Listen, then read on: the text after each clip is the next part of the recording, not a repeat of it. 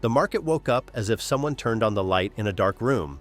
In just a few days, more than $180 billion in market cap flowed into crypto. Trump has already named his future Fed chair, and ETFs are showing real positive inflows for the first time in a long while. Is this the beginning of a new bull run, or just another fake impulse before one more leg down?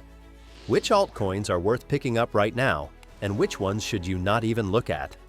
Let's break it down. 3, 2, 1, fire! Before we start, this is not financial advice. Everything I talk about is my view and my subjective judgment.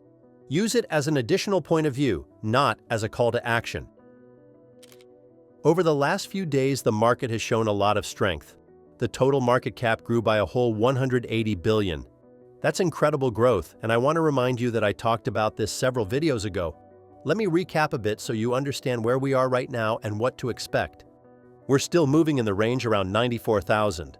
If we stay below 88,000 for long, that may be a very important signal of a bearish trend. But let's understand what exactly happened with the market and why it jumped so strongly.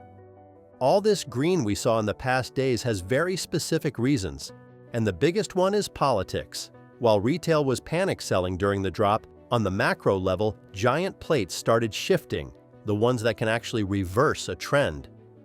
After Trump's statements, the crypto market simply woke up. He said he wants to make the US a Bitcoin superpower, that the war against crypto is over, and that the market will get regulatory clarity. For institutions, that's a green light. For traders, a breath of air. And here's the main point. Trump confirmed that the new Fed chair will be announced at the beginning of 2026. Immediately, analysts exploded with predictions about a more dovish candidate. For the market, this is massive. A dovish Fed chair equals faster rate cuts, equals bond yields, fall equals capital leaves risk-free assets and flows back into risk. And why did this expectation of a softer candidate even appear? Let's just look at how Trump talked about Jerome Powell. Let me remind you with Trump's direct quotes. I call him too late Powell because he's always too late. I mean, if you look at him, every time I did this, I was right 100%, he was wrong. Trump said in June 2025. We also heard things like, he is a numbskull who has kept interest rates too high. I think he's done a bad job, but he's going to be out pretty soon anyway. So we can clearly conclude, Trump does not want someone at the Fed who refuses to cut rates. Not just doesn't want, he openly shows hostility towards such Fed chairs. So it becomes very clear that he needs his own candidate or someone who shares his views. There are several possible candidates, but many analysts highlight Kevin Hassett as one of the main frontrunners. And that is a green flag for risk assets and financial markets overall. Hassett openly signals that he shares Trump's view and aims in the same direction, lowering rates to improve the economic situation. By the way, if you want more market breakdowns like this, be sure to subscribe to the channel so you don't miss anything important. Against this news backdrop, crypto reversed sharply. In a few days, the market cap jumped almost $180 billion. ETFs finally moved from negative to positive. Bitcoin returned above key levels. Altcoins revived. And remember, on the 9th to 10th, we have the next Fed meeting, where there is a very high probability of a rate cut even before the new Fed chair arrives. So there is a big chance for more positive momentum soon.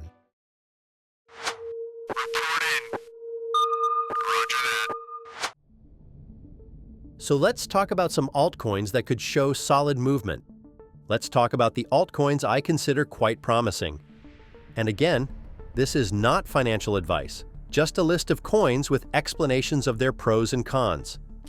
It's also important to clarify, it's not ideal to buy them right now. Always remember about DCA or wait for a deeper correction. So friends, let's talk about the segment that is already changing the rules of the game. Decentralized exchanges. Not long ago, almost all volume flowed through centralized platforms, but today, capital is rapidly moving into DeFi. Users want to control their own funds, not rely on someone else. That's why perp DEX are becoming one of the hottest areas, and the undisputed leader here is Hyperliquid. Speed and stability already allowed Hyperliquid to take over more than 80% of the entire perp DEX market. while only 6 months ago, their share was around 30%. Their only competitors by volume are Lighter and Aster, but everyone understands that their numbers are heavily inflated by farming ahead of an airdrop. Both projects are in their token farming seasons, where volume farming is rewarded. Hyperliquid's cumulative trading volume exceeded $125 billion. TVL reached $4.3 billion, an absolute record for perp protocols. And keep in mind, their own chain has another 1.7 billion TVL, meaning a combined $6 billion. But the biggest shift is the arrival of major public companies. Lion Group Holding created a $600 million treasury where hype is a core asset. NASDAQ-listed Sonnet Biotherapeutics, together with Rorschach, built a $305 million digital treasury holding more than 12.6 million hype. Inovia allocated $50 million specifically to buy the token. This isn't crypto enthusiasm. This is institutions entering strategically and long-term. On this backdrop, TVL looks even stronger. It's half of the market cap, showing real trust from users and big investors. Of course, even giants are not immune to risk. A recent incident with PopCat, which fell 44% in 30 minutes, caused around $5 million in losses in the LP vault and forced the team to pause deposits on Arbitrum. A healthy reminder that even strong systems have vulnerabilities when manipulation and liquidations collide. Despite this, Hyperliquid continues to strengthen. Half of all fees go toward buying back hype, creating a deflationary effect and stable price support. Infrastructure grows, liquidity increases, institutions enter with hundreds of millions.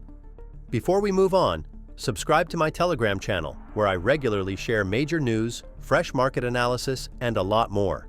Don't miss anything important. The link is in the description or scan the QR code on your screen. Next, let's talk about a token I first mentioned 3 years ago. Today, Solana is one of the strongest networks in the world and remains the main competitor to Ethereum in speed, liquidity, and growth. Solana is no longer an experiment after the 2022 crash. It's an ecosystem growing at explosive speed.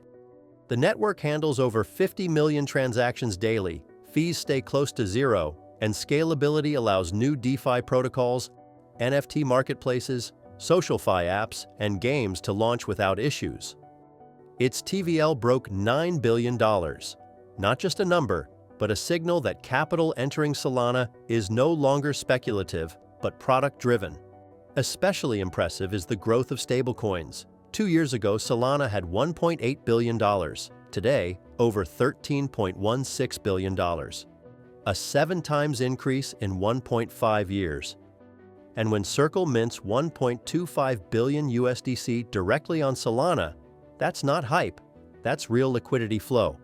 And the main story lately is, of course, ETFs. In late October, the US approved the first spot Solana ETFs. Bitwise started with $69.5 million inflow.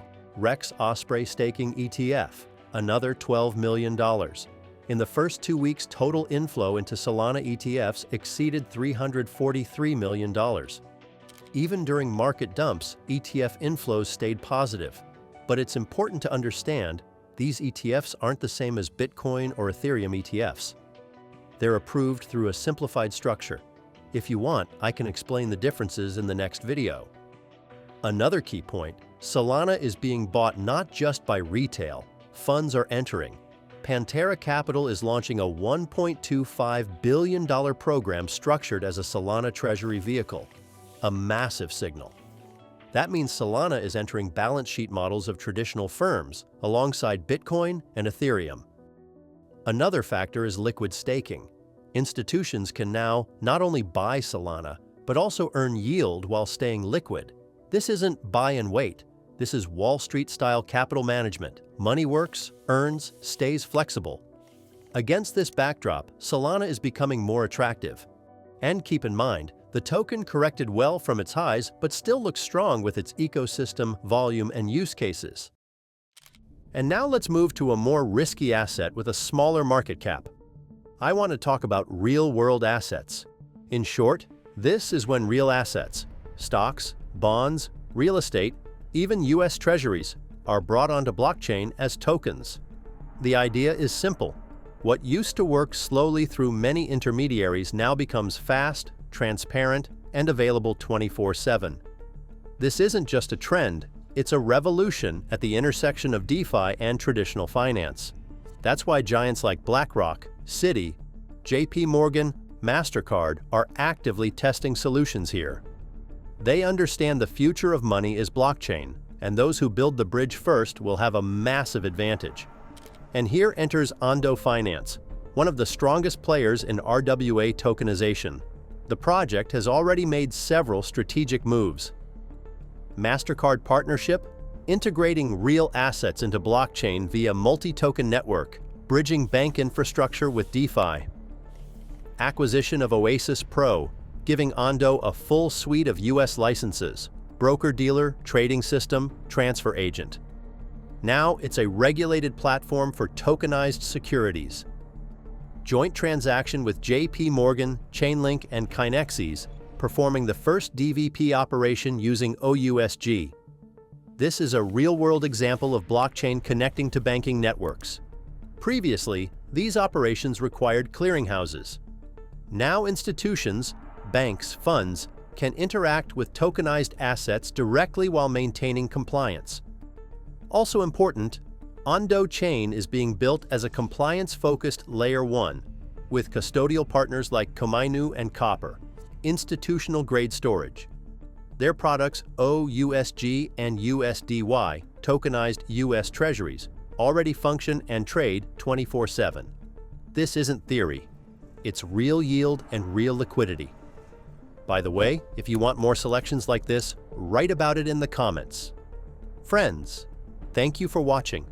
Like the video, subscribe to the channel, write comments, and remember, this video is not financial advice, just my view of the market.